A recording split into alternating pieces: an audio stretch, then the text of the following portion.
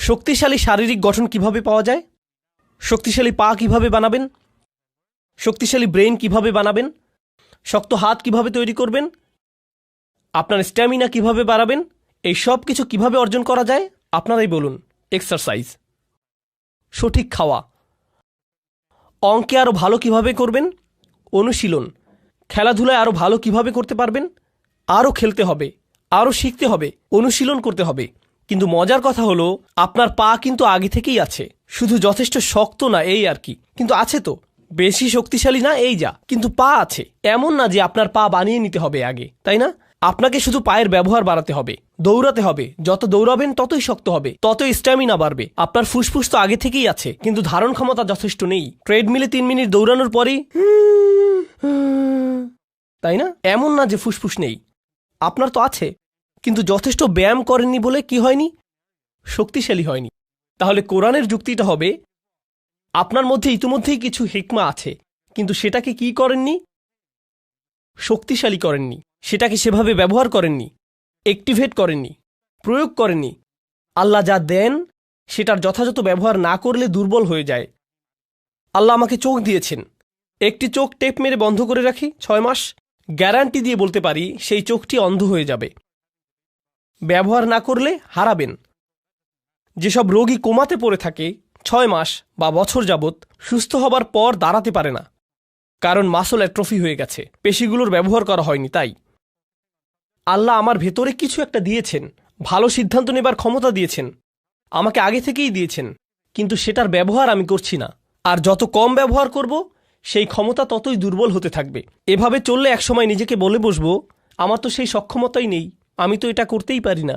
আর ইদানিংকালে সবচাইতে ভয়ানক বেদনাদায়ক উদাহরণ যা আমি দেখি তা হলো তরুণ যুবকেরা আমার কাছে এসে বলছে, উস্তাদ কিছু একটা বলে আমাকে অনুপ্রাণিত করুন। 3 ঘন্টা লেকচার দিলাম, এরপর একজন এসে বলছে, উস্তাদ আমাকে মোটিভেট করে কিছু বলুন না দয়া করে। এতক্ষণ তাহলে আমি কি করছিলাম? পাকোড়া বানাচ্ছিলাম? এগুলো কি করছিলাম আমি তাহলে?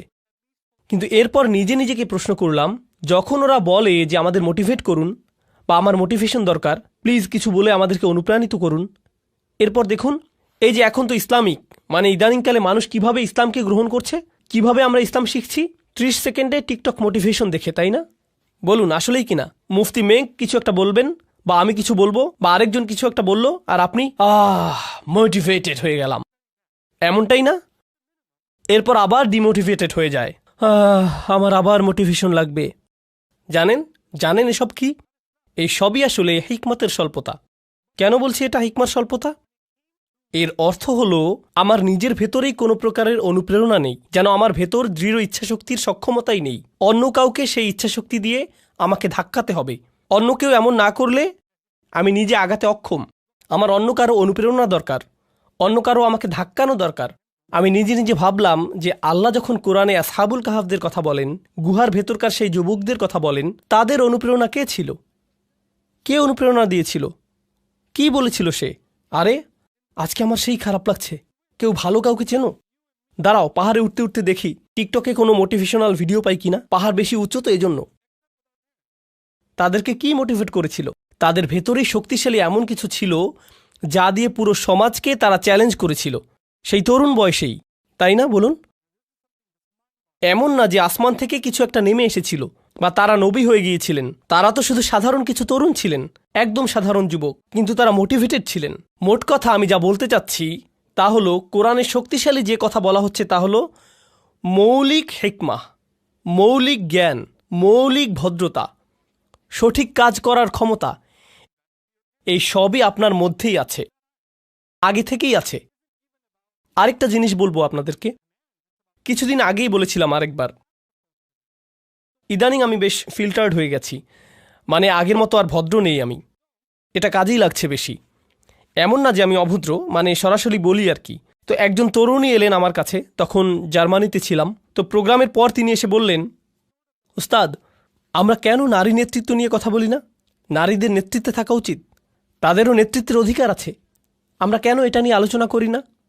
আমি তাকে বললাম, তুমি আমার মেয়ের বয়সী, তাই আমি তোমার সাথে আমার মেয়ের মতো করেই কথা বলবো, ঠিক আছে? সে বলল, হ্যাঁ ঠিক আছে। তখন আমি বললাম, তুমি নিশ্চিত তো কোনো সমস্যা নেই? আমি কিন্তু নিজের মেয়েকে যেভাবে বলি সেভাবে বলবো। সে বলল, হ্যাঁ বলুন। তো আমি বললাম, আচ্ছা, আমি পুরো পৃথিবীতে এমন মহিলাদের চিনি যারা নিজেরা নেতৃত্বে আছেন। আমি $multi-million কোম্পানি চালাই এমন মহিলাদেরও চিনি। 10,000 কর্মচারী আছে এমন মহিলাকেও চিনি। এমন মহিলাকেও চিনি যিনি বিশ্বজুড়ে শত হাজার মানুষের খাবারের ব্যবস্থা করেন। হাসপাতাল চালান এমন মহিলা চিনি। সরকারে আছেন এমন মহিলাদেরও চিনি। বিশ্বে এমন এমন মহিলাদের আমি চিনি। আর জানো তাদের সবার মধ্যে কমন বিষয়টি কি? তারা কখনোই নেতৃত্ব নিয়ে কথা বলেন না, শুধু কাজ করে যান। তো এখন এই উপদেশ সমস্ত পুরুষ মহিলাদের প্রতি, আপনি কিছু বলতে চান নাকি কিছু করতে চান? যত বেশি বলেন আপনাদের জন্য নেতৃত্ব কত গুরুত্বপূর্ণ সেটা নিয়ে যদি শুধু কথা বলে যেতে থাকেন, তবে 10 বছর পরও এটা নিয়ে কথাই বলতে থাকবেন, যতক্ষণ না পর্যন্ত আপনি খুঁজে বের করে নিচ্ছেন যে কিসের নেতৃত্ব দিতে চান। অন্য কেউ এসে দরজা মেলে ধরবে আর আপনি হেঁটে চলে যাবেন, এমনটা ভাবলে হবে না। আপনার সামনে যদি পাহাড় থাকে, কোনো রাস্তা না থাকে, বেয়ে ওঠা শিখে নিন। এটাই হচ্ছে নেতৃত্ব, বাধা অতিক্রম করা। আপনার সামনে দেয়াল আছে কি নাই পাত্তা দেবেন না, হয় মাটি খুঁড়ুন নইলে বেয়ে উঠুন, এভাবে এগুতে থাকেন। এই মানসিকতা যে কেউই সাহায্য করতে আসবে না, আপনার মধ্যেই সক্ষমতা আছে, আপনার মাঝেই আছে। তো আমাদের শক্তিমত্তার নতুন মানসিকতা তৈরি হবে। আচ্ছা, এই যে হিকমার ধারণা নিয়ে বলছিলাম, আপনাদের বলেছিলাম যে হিকমা এসেছে হুকুম থেকে, অর্থ হলো চোয়াল, মনে আছে? মানে কারো হিকমা আছে মানে তার প্রবল ইচ্ছা শক্তি আছে, তার ইচ্ছে শক্তিশালী। কোনো বিষয়ে সিদ্ধান্ত নিয়ে ফেললে সেটাই চূড়ান্ত। এখন কিভাবে হিকমার স্বল্পতা আমাদের ক্ষতি করছে, হারিয়ে দিয়েছে কিভাবে, সেটার একটা উদাহরণ দেই। তা হলো মানুষ নিজের উদ্দেশ্যকে বারবার সন্দেহ করে। উস্তাদ, আমি নামাজ পড়ি, কিন্তু আসলেই আল্লাহর জন্য নামাজ পড়ি কিনা সন্দেহ হচ্ছে। কেন এত সন্দেহ? জানি না আসলে। এই যে আমাদের নিয়তে সমস্যা হতে পারে। আপনাদের নিয়ত এত দুর্বল কেন? আপনাদের নিয়তে কি সমস্যা? এখানে কেন এসেছেন?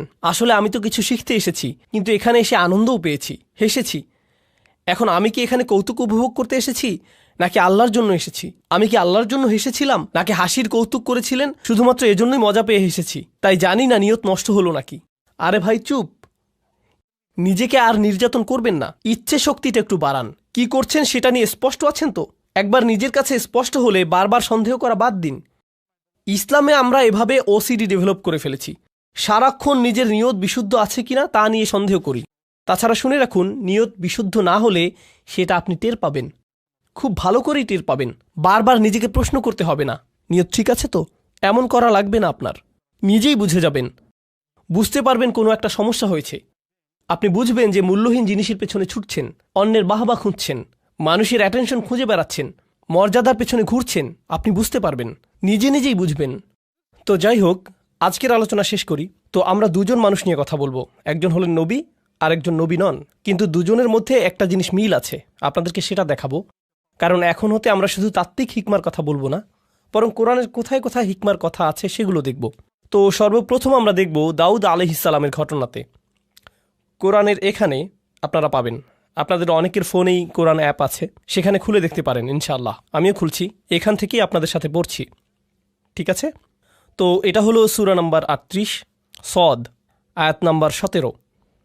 আচ্ছা, উসবির আলামা ইয়াকুলুন আযকুর আবদানা দাউদ জাল ঈদ ইন্নাহু আওয়াব। এখানে বলছে ধৈর্য ধরুন। নবীকে বলা হচ্ছে যে তারা যা কিছুই বলে সেগুলোর উপর ধৈর্য ধরুন, আর আমার বান্দা দাউদের কথা স্মরণ করুন। তার ছিল ক্ষমতা, তার প্রচণ্ড ক্ষমতা ছিল, বারবার আল্লাহর কাছে ফিরে আসত। ইন্নাহু আওয়াব। ইন্না সাখখারনাল জিবালা মাআহু, আমি তার জন্য পাহাড় পর্বতসমূহকে বশীভূত করেছিলাম। ইউসাব্বিহনা বিল আশিয়্যি ওয়াল ইশরাক, তারা আল্লাহর গুণগান করত, মানে পর্বতরাও তার সাথে রাত আর দিনের বেলা আল্লাহর প্রশংসা করত।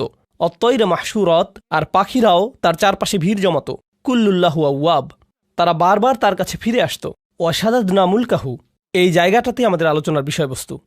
আর আমি তাকে দিয়েছিলাম, তার রাজত্ব শক্তিশালী করেছিলাম। ও আতাইনাহুল হিকমা, আর তাকে দিয়েছিলাম হিকমত। যেহেতু আমাদের আলোচনাটাই হলো হিকমতের, তাই না? আল্লাহ বলছেন আমি তাকে শক্তিশালী করেছিলাম, তার রাজত্বকে, আর তাকে দিয়েছিলাম হিকমা অফাসলাল খিতাব, আর তাকে দিয়েছিলাম সিদ্ধান্তমূলক বক্তব্য, শক্তিশালী বাগ্মিতা। আচ্ছা, এখন যখন আল্লাহ বললেন যে তিনি তাকে হিকমা দিয়েছেন, তাই তিনি এখন তার ব্যাপারে একটা ঘটনা জানাবেন। পুরো ঘটনার বিস্তারিত আলোচনায় যাব না, সংক্ষেপে শুধু বলবো দাউদ আলাইহিসসালাম তার কক্ষে ছিলেন। আল্লাহ বলেন ওয়াহাল আতাকা নাবাউল খসম, আপনার কাছে বিবাদকারী লোকদের খবর এসেছে কি? ইজ তাসাওয়ারুল মিহরাব, দাউদ আলাইহিসসালাম ছিলেন রাজা, আর রাজারা তো থাকে রাজপ্রাসাদে, আর রাজার কক্ষ সাধারণত প্রাসাদের একদম উঁচুতে থাকে, নিরাপদ স্থানে। তো যেখানে নামাজ পড়ে, তো তিনি তার কক্ষে ইবাদত করছিলেন। মেহরাব হলো ঘরের সেই কোণার অংশ যেটা একটু আড়াল, যেখানে নামাজ পড়ে। তিনি ইবাদত শেষে পেছনে ফিরেই দেখলেন তার ঘরে কয়েকজন মানুষ। চিন্তা করুন তো, তার নিজের শোবার ঘরে, একদম ভেতরের ঘরে ঢুকে গেছে তারা। তাহলে কল্পনা করতে পারেন, এই যে আমাদের আমেরিকায় হোয়াইট হাউস আছে, তাই না? আর এই হোয়াইট হাউসে তো নিরাপত্তার অতিরিক্ত অনেকগুলো স্তর আছে। ছাদের ওপর স্নাইপার আছে, সিকিউরিটি গার্ড আছে, কুকুর আছে, এই সমস্ত কিছুই আছে ওখানে, তাই না? আর একদম ভেতরে আছে প্রেসিডেন্টের বাসভবন। তো প্রেসিডেন্ট ধরুন বাথরুম থেকে বের হয়ে দেখলেন সেখানে 6 জন বসে আছে। প্রেসিডেন্ট সাহেব, আমাদের একটা প্রশ্ন আছে। মানে কেউ যদি নিরাপত্তার এতগুলো স্তর পেরিয়ে আসে, তবে এটার মানে কি হবে? হত্যা করতে এসেছে, তাই না?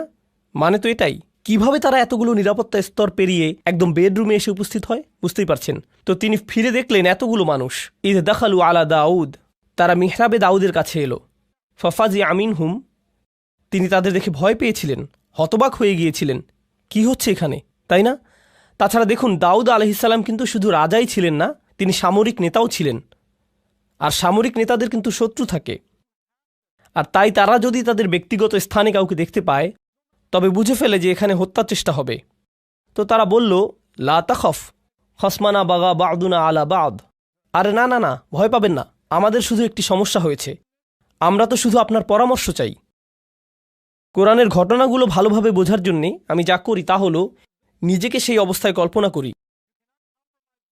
এজন্য আমি কল্পনা করলাম যে এই যে এখানের প্রোগ্রাম শেষ করে আমার হোটেলে ফিরে গেলাম, আমার হোটেল রুমের বাথরুমে গিয়ে ফ্রেশ হয়ে নিলাম, এরপর বের হয়ে দেখি সেখানে আপনাদের 8 জন বসে আছেন আমার বিছানায়। উস্তাদ, তখন আপনার সাথে কথা বলার সুযোগ পাইনি। আমার একজন কাজিন এই হোটেলে কাজ করে, তাই একটি প্রশ্ন আছে। আপনি এক ভিডিওতে বলেছিলেন, আরে আমি তো ওখানে ভয়েই ভূত হয়ে যাব।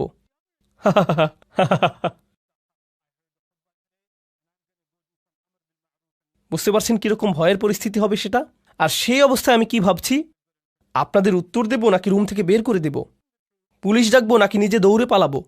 আমার মাথায় যেই জিনিসটি কখনই আসবে না তা হলো, আরে আরে আরামে বসুন। হ্যাঁ, সুন্দর, নিজের ঘর মনে করেই বসুন না আপনারা, কোনো সমস্যা নেই। কি খাবেন, চা নাকি কফি? হ্যাঁ, ওখানে বসুন, জুতো ওখানে। হ্যাঁ, সুন্দর। অলা তুস্তিত ওয়াউহদিনা ইলা সাওয়া আস-সিরাত। তো তারা বলল, আপনি কি আমাদের মধ্যে বিচার করে দেবেন? ভুল উত্তর দেবেন না কিন্তু, এমনটাই তারা বলল। লা তুস্তিত, আজে বাজে উত্তর দেবেন না। এরপর বলল, আমাদের সঠিক পথ দেখান। ইনি হলো আমার ভাই, তার 99টি ভেড়া আছে, আমার আছে একটি। ফাকল আকফিলনিহা, আর সে বলছে তোমার ভেড়াটিও আমাকে দিয়ে দাও।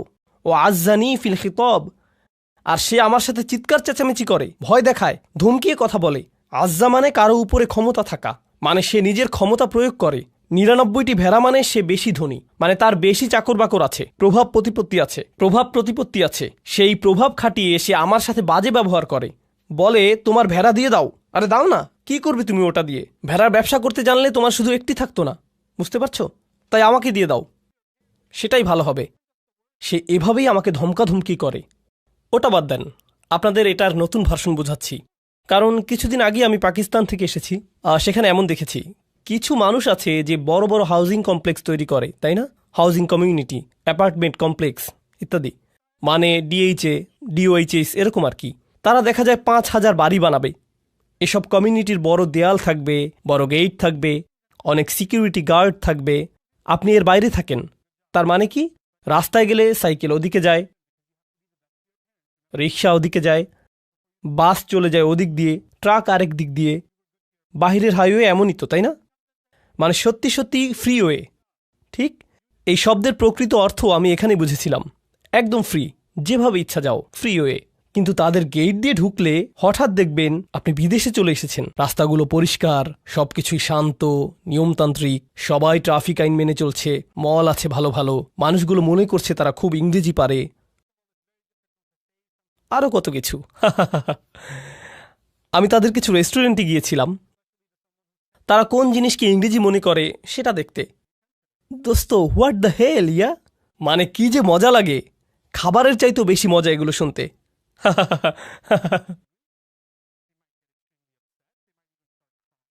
আচ্ছা, তো কোরআনে ফিরে যাই। তো তারা যা করে তা হলো এসব হাউজিং সোসাইটি বানায়, কিন্তু তার মধ্যখানে একজন থাকে খুবই পুরনো জীর্ণ শীর্ণ একটা বাসা নিয়ে। সে এটা বিক্রি করবেই না, তার জমি বিক্রি করার কোনো ইচ্ছেই নেই। তারা তখন কি করে জানেন? তার আশেপাশে সমস্ত জায়গায় বিল্ডিং তুলে দেয়, এমনকি ঘর থেকেও বেরোতে পারে না, কোনো রাস্তা নেই, কিছুই না, ঢুকতেও পারে না। তার একটাই পথ থাকে, বিক্রি করে দেয়া। কারণ তারা ওখানে পুরো জায়গা নিয়ে একটি শপিং মল বানাবে। মানে কিছু মানুষ থাকে খুবই ক্ষমতাধর, অনেক টাকা তাদের, আবার কেউ কেউ থাকে তাদের কিছু সম্পদ আছে তবে কোনো ক্ষমতা নেই। একজনের ৯৯টা আছে আর অন্যজনের কি একটি। যার ৯৯টা আছে সে একজনওয়ালার উপর খবরদারি করে। সেটা পাকিস্তানে হয়, আমেরিকাতেও হবে, অস্ট্রেলিয়াতে হয়, বাংলাদেশে, জার্মানিতে হয়, পুরো পৃথিবীতেই এমন হয়, ঠিক না? কখনো সরকারও জনগণের সাথে এমন করে, তাই না? বিজনেস পার্টনার অন্য বিজনেস পার্টনারের সাথে করে, বড় ব্যবসা প্রতিষ্ঠানগুলো ছোট প্রতিষ্ঠানের সাথে করে, সব সময়ই হয়।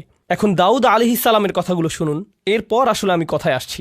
এখন দাউদ আলাইহিসসালামের কথাগুলো শুনুন, এরপর আসল কথায় আসছি। দাউদ আলাইহিসসালাম বলছেন, আমি শুধুমাত্র আমাদের আলোচনার সাথে সম্পর্কিত অংশটি বলছি। ওয়া ইন্না কাসীরাম মিনাল খুলাতা লা ইয়াবগি বা'দুহুম আলা বা'দ। মূলত ব্যবসায়ী সম্পর্কে জড়িত আছে এমন বহু সংখ্যক মানুষ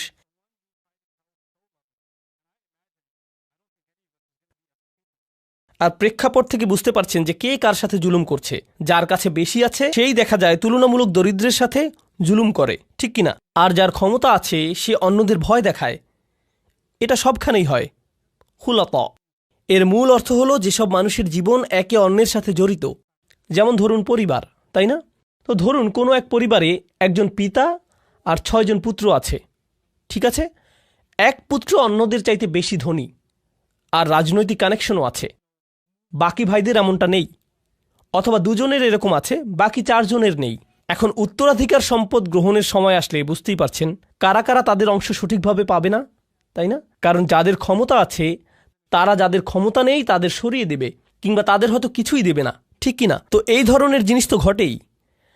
তাই দাউদ আলাইহিসসালাম বলছেন, অনেক ক্ষেত্রে যেসব মানুষ একে অন্যের সাথে সংযুক্ত তারা একে অন্যের ক্ষতি করে থাকে। ঠিক এই বক্তব্যটা দিলেন তিনি। এরপর বললেন, ইল্লাল্লাযীনা আমানু ওয়া আমিলুস সলিহাত ওয়া কলিলুম মা হুম।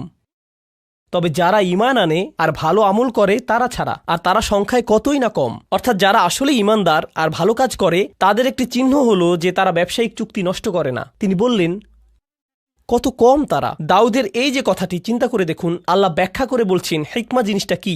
আল্লাহ শুধু বললেন, আল্লাহ দাউদকে কি দিয়েছেন? হিকমা। এখন লোকেরা তার কাছে এসে বলল, এই হলো আমাদের মামলা, আর তিনি বিচার করার আগে বললেন, আচ্ছা শুনুন, এরকম প্রচুর হয়। কিন্তু এটা যে প্রচুর হয় এই ধারণাটি দাউদ কোত্থেকে পেলেন? তিনি কি ওহী থেকে পেয়েছেন? কি মনে হয়? নাকি প্রচুর প্রচুর মামলা ঝামেলা থেকে অভিজ্ঞতা অর্জন করেছেন?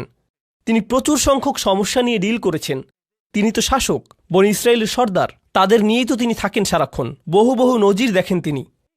আপনারা জানেন, আমার জীবনের সবচাইতে গভীর আর সূক্ষ্ম আলোচনা হয়েছে মিলিটারি জেনারেল, বিচারক আর আইনজীবীদের সাথেই। এসব লোক থেকে আপনি অনেক শিখতে পারবেন। যেমন তাদের জিজ্ঞেস করলাম, তো আপনি এই বেঞ্চে ৫০ বছর যাবৎ কাজ করে কি শিখেছেন? তারা বলেন, মাত্র ৩০ মিনিটের আলোচনায় তা আপনি শিখতে পারবেন না। আমি বললাম, শুরু তো সবখানেই থাকে, আগে শুরু তো করি, কিছু একটা অন্তত বলুন। ঠিক এই ধরনের অভিজ্ঞ মানুষদের থেকে অনেক কিছু শিখেছি আমি। কোরআন এখানে করেছেটা কি অসাধারণ। কোরআন বলছে যে জীবনের অভিজ্ঞতাগুলো সেগুলোই আপনাকে শেখাবে। কি শেখাবে? প্রজ্ঞা। আর আল্লাহ যখন বললেন যে তিনি দাউদ আলাইহিসসালামকে হিকমা দিয়েছেন, এটাই তিনি বলেছেন, তাই না? আল্লাহ মূলত বলছেন যে তিনি দাউদ আলাইহিসসালামকে জীবনের বাস্তব অভিজ্ঞতা দিয়েছেন, যেগুলো তিনি শিখেছেন মানুষ কিভাবে চলে, সমাজ কিভাবে কাজ করে। এই প্রজ্ঞারই অংশ থেকে তিনি এই মামলা বুঝে নিচ্ছেন, মানুষের আচরণ বুঝছেন। বুঝতে পারছেন আমি কি বলছি? হিকমার পক্ষে অসাধারণ একটা উদাহরণ কিন্তু এটা। এখন এর আগে আপনারা হয়তো ভাবতেন হিকমা এমন কিছু যা আল্লাহর কাছ থেকে আসে, হয়তো আধ্যাত্মিক কিছু একটা, মানে আপনি খুবই ইবাদত করলে হয়তো হিকমা চলে আসবে। এটাও কোরআনে আছে যদিও, এটা হিকমাতের আধ্যাত্মিক একটা অর্থ। কিন্তু এই আলোচনায় হিকমাতের ভিন্ন একটা স্তরের কথা এসেছে। মনে হয় যেন একেবারেই ধর্মনিরপেক্ষ একটা ব্যাপার, ধর্মের সাথে কোনো সংযোগই নেই যেন। কি এটা তাহলে? বিচারক হিসেবে তার কাজ, তিনি মানুষকে অনেক আজে বাজে কাজ করতে দেখেছেন, অনেক কিছু শিখেছেন, অনেক কিছু শিখিয়েছে এসব তাকে। আমার মতো কোরআনের একজন ছাত্রের জন্য এতে কি হয় জানেন? এতে কি হয়, যখন আমি কোরআনের ভেতর কোনো কিছু শিখছি, যেমন ধরুন এখন শিখছি তালাকের আয়াতটা, আগামীকাল আমরা তালাকের এই আয়াত নিয়ে কথা বলবো, কারণ এখানেও হিকমার প্রসঙ্গ এসেছে। সেটা বেশ মজার একটা আলোচনা হবে। তো যাই হোক, যদিও এরপরেই আমি চলে যাব।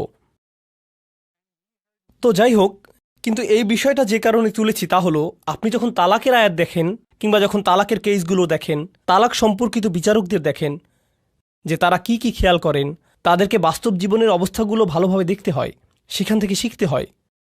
তাই যখন আমি তালাকের আয়াত পড়ি, তখন আমি সত্যি সত্যি একজন ডিভোর্স অ্যাটর্নির সাথে কথা বলি, ম্যারেজ কাউন্সিলরদের সাথে কথা বলি, মনোবিজ্ঞানীদের সাথে কথা বলি, তালাকের অভিজ্ঞতা আছে এমন লোকদের সাথেও কথা বলি। বুঝতে পারছেন? এর কারণ এই আয়াতগুলো বুঝতে যে এই হিকমা প্রয়োজন সেটা তাদের আছে। কি ধরনের হিকমা আছে তাদের? জীবনের অভিজ্ঞতা। খোদ কোরআনেই দাউদ আলাইহিসসালামের মাধ্যমেই হিকমার এই ধরনকে স্বীকৃতি দেওয়া হয়েছে। দাউদ আলাইহিসসালামের হিকমা মূলত হলো জীবনের অভিজ্ঞতা। তো আমি যা বলছি তা হলো, কোরআন হিকমার সংজ্ঞায় বেশ বিস্তৃত পদ্ধতি নিয়েছে, আর আমরা এই সবগুলো উদাহরণ দেখব। হিকমার নতুন একটা দৃশ্য সম্পর্কে জানব। যেমন আপনাদের দাদা দাদিরা কিন্তু নিজেদের জীবনের অভিজ্ঞতা থেকে অনেক কিছুই শেখাতে পারেন। আমাদের সমাজের মুরব্বীরা তো হলেন হিকমার পুকুর, অথচ কেউ পাত্তা দিচ্ছে না। কি কি শিখলেন জীবন থেকে? এভাবে জিজ্ঞেস করে আমরা উপকার নিচ্ছি না তাদের থেকে। বিভিন্ন পেশার মানুষ আছেন যারা জীবন থেকে কত কিছু যে শিখেছেন, কত কিছুই না দেখেছেন। যেমন একটি হিকমতের কথা আপনাদের বলবো, যেটা আমার পক্ষে জানা অন্যভাবে সম্ভবই ছিল না। নেভির একজন জেনারেলের সাথে আমার একবার দেখা হয়েছিল। আমি বলবো না কোন নেভি, কিন্তু তাদের সাথে দেখা করেছি। সেই সময় আমি সূরাতুর রহমান নিয়ে গবেষণা করছিলাম।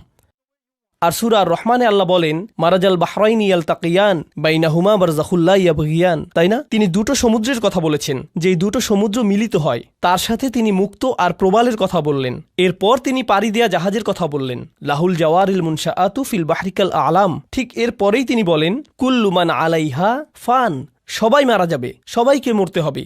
তো তিনি সাগর নিয়ে কথা বললেন, মৃত্যু নিয়ে কথা বললেন। আমি সবসময় ভাবতাম যে এখানে সাগর আর মৃত্যুর মধ্যে নিশ্চয়ই কোনো সংযোগ আছে। তাহলে যে সাগরেই জীবন পার করেছে তাকে জিজ্ঞেস করার চাইতে ভালো আর কি হবে? তাই আমি সেই জেনারেলকে জিজ্ঞেস করলাম, আপনি তো পুরোটা জীবন সাগরে পার করেছেন, এই আয়াত সম্পর্কে বলুন তো, এটা পড়লে আপনার কি মনে হয়? তিনি বললেন, শুনুন, যখন জাহাজ ডকইয়ার্ড ছেড়ে যায়, সেই নাবিক যখন জাহাজের ডেকে থাকে, তখন এমন একটা দিনও যায় না যে সে ঘুমোতে যাবার পূর্বে বা ঘুম থেকে উঠে প্রথমেই মৃত্যুর কথা মনে করে না। কারণ আপনি হয়তো ভাবছেন আশেপাশে পানি, কিন্তু সে সারাক্ষণই মৃত্যুই দেখতে পাচ্ছে। যে কোনো সময় সুনামি আসতে পারে, জাহাজ নষ্ট হতে পারে, কোনো কিছু আক্রমণ করতে পারে, কিছু একটা হয়ে নিচে ফুটো হয়ে যেতে পারে, মানে যে কোনো কিছুই হতে পারে। ঠিক তো তারা সারাক্ষণই মৃত্যুকেই যেন দেখছে। যে লোক তার জীবন সাগরে পার করে দিয়েছে, তার কাছ থেকে এই প্রজ্ঞা না পেলে আমি কিন্তু কখনোই সাগর আর মৃত্যুর মাঝে এই যে অসাধারণ সূক্ষ্ম সম্পর্ক, সেটা ধারণাই করতে পারতাম না। তারাই কিন্তু একদম নিজের অভিজ্ঞতা থেকে বুঝিয়ে দিতে পারবেন ওর মধ্যে সম্পর্কের কথা।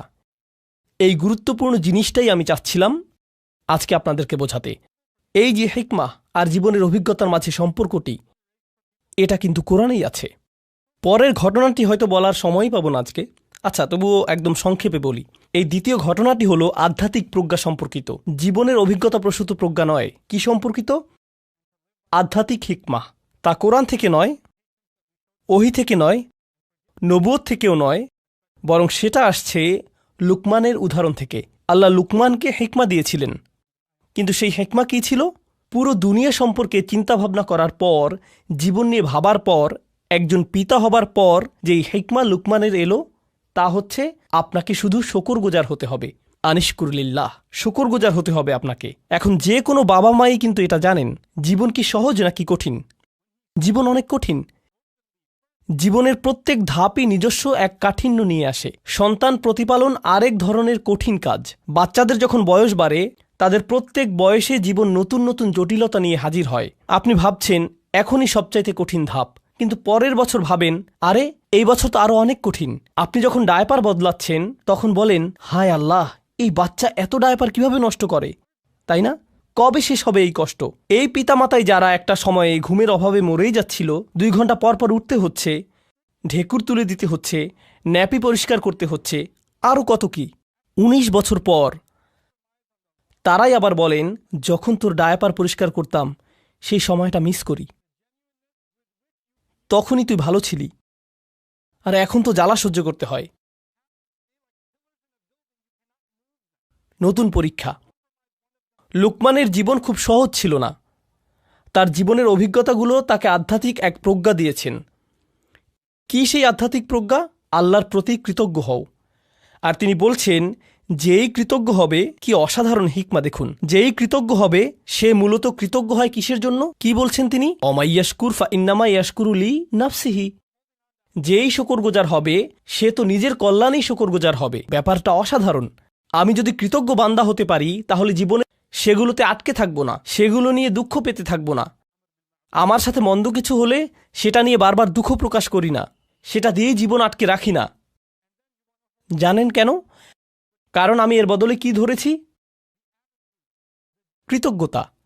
কৃতজ্ঞতা মানে জীবনে যা কিছুই অতীতে হোক না কেন, আমি সেটার ভালো দিকটি খুঁজি।